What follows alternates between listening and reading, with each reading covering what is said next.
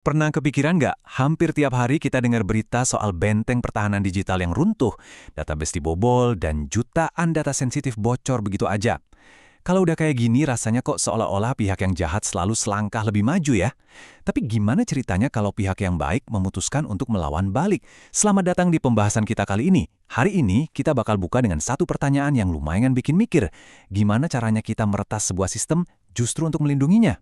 Jawabannya sebenarnya simpel tapi dalam banget, yaitu dengan berpikir persis kayak mereka yang mencoba menganjurkan sistem itu. Oke, mari kita bedah lebih dalam. Di Explainer kali ini, kita bakal mengupas tuntas satu panduan yang luar biasa keren, judulnya Practical Web Penetration Testing, karya pakar keamanan siber, Gus Kawaja.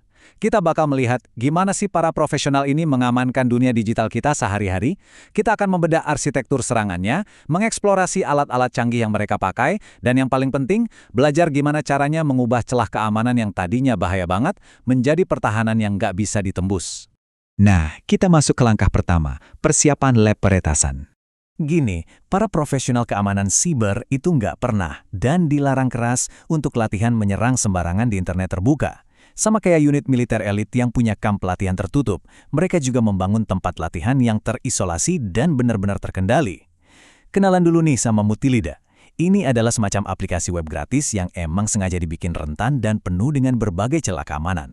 Para peretas etis biasanya menginstal aplikasi ini di lingkungan lokal yang aman banget, pakai platform kayak XAMPP atau sistem operasi kali Linux. Kenapa harus repot-repot begini? Jelas, buat memastikan nggak ada kerusakan fatal atau korban nyasar. Intinya, kita latihan pakai peluru tajam di zona yang 100% aman sebelum benar-benar melangkah ke medan perang digital yang sesungguhnya. Lanjut ke bagian 2, kita bahas senjata utamanya, Burp Suite. Kalau targetnya udah siap, jelas kita butuh senjata dong. Nah, ini dia, pisau lipat Swiss andalannya para profesional buat membedah dan memanipulasi lalu lintas web secara real-time, Burp Suite. Fitur jagoannya itu bernama Burp Proxy. Coba bayangin, alat ini ngasih kamu kekuatan super buat ngehentiin waktu. Burp ini posisinya ada di tengah-tengah, atau istilahnya man in the middle, langsung di komputer kamu sendiri. Jadi, pas kamu ngeklik sebuah link, sebelum data itu sampai ke server tujuan, Burp bakal nangkap data itu duluan. Di titik ini, kamu punya kendali penuh buat ngecek lalu lintas mentahnya, nge-pause waktu sebentar, dan mengubah detail-detail penting sebelum akhirnya melepaskan data itu ke tujuan aslinya. Keren banget kan? Biar gampang ngebayanginnya, analoginya tuh kayak gini. Coba bayangin ada tukang pos yang lagi bawa surat bersegel rahasia. Nah, Burp Suite ini ibarat agen rahasia yang mencegat si tukang pos di tengah jalan. Agen ini dengan hati-hati membuka segelnya, menulis ulang isi suratnya, menyegelnya kembali, dan membiarkan si tukang pos melanjutkan perjalanannya seolah-olah nggak pernah terjadi apa-apa.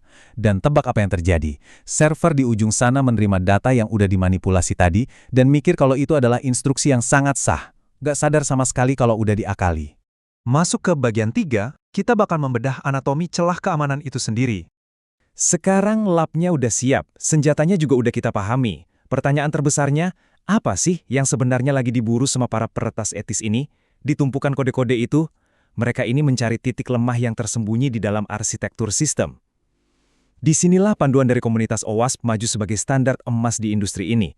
Kita ngomongin ancaman-ancaman super kritis kayak SQL injection, cross-site scripting, broken access control, sampai local file inclusion.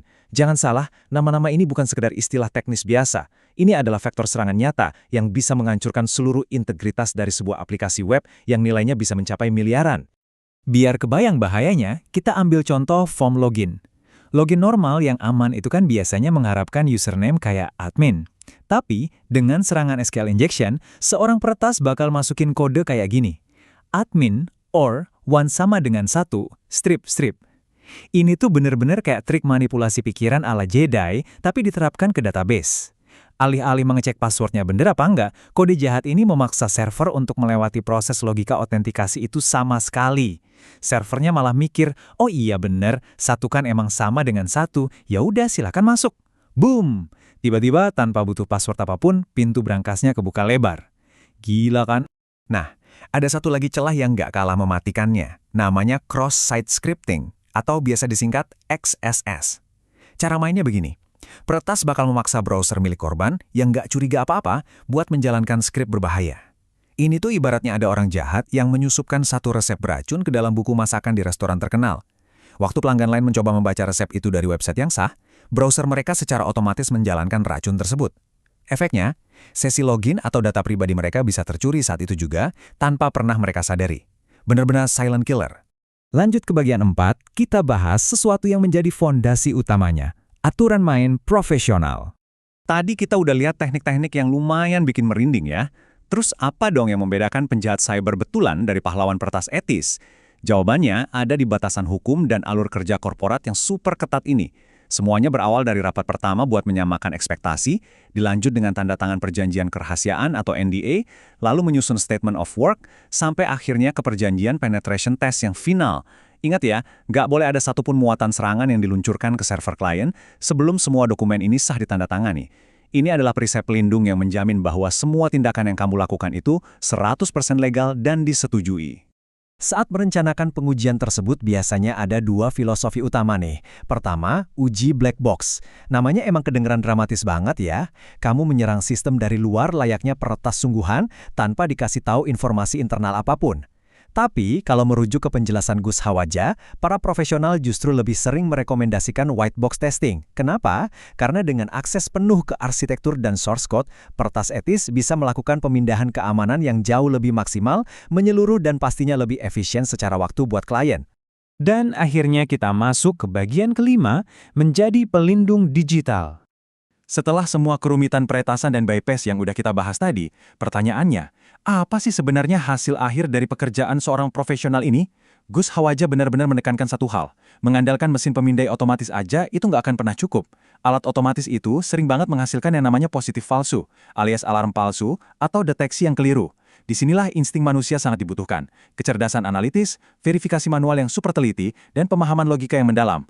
Itulah satu-satunya hal yang membuat seseorang pantas disebut sebagai profesional keamanan siber sejati yang bisa diandalkan. Jadi ini yang merangkum semuanya. Perbedaan paling nyata antara peretas jahat dan peretas etis itu bukanlah dari alat yang mereka pakai. Dua-duanya sama-sama pakai Burp Suite, dua-duanya pakai Kali Linux. Perbedaannya ada di satu hal krusial, laporannya. Tujuan akhir dari pekerjaan ini adalah memberikan laporan keamanan yang jelas, bisa langsung ditindaklanjuti, dan lengkap dengan metrik penilaian risiko CVSS ke tangan klien. Kamu menggunakan semua skill luar biasa itu secara metodis untuk menambal kembali tembok benteng yang tadinya retak.